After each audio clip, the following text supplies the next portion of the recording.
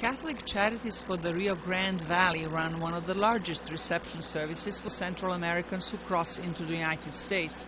This facility is in McAllen, Texas, a city just 15 minutes away from the Mexican border. The local Catholic Charities director says volunteers help process about 200 people a day shortly after an exhausting journey. Some of them welcomed the latest arrivals earlier in the day. It was sad to see them in those conditions. They needed to take a shower, they needed food, they needed clothing.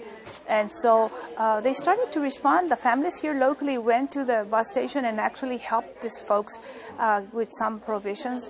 The charity organization works with the government to ensure proper treatment of the immigrants.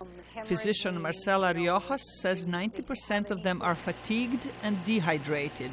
If they are determined to be seriously ill or injured, they are sent to an emergency room. Many women arrive in high stages of pregnancy after traveling for more than a month without some of the most basic needs. The journey itself is a high-risk travel or trip for any person, and being pregnant, well, it puts you in a higher risk beyond the high risk that you're on, because you don't know exactly what the medical care has been before, if the patient had already a high-risk pregnancy, what medical conditions they have. The immigrants in McAllen are those who have been processed and documented at the border. Former Border Patrol agent Carl Henderson says the documentation process for every person lasts 4 to 5 hours. Each one of these people have to be fingerprinted electronically. Each one of them has to be photographed.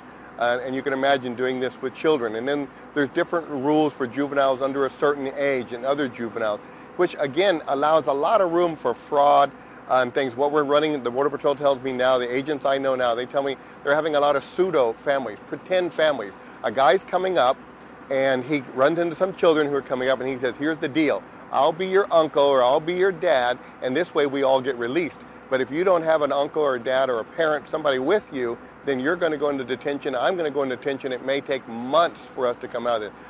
Henderson says people who pay smugglers to bring them to the United States are making the biggest mistake of their lives.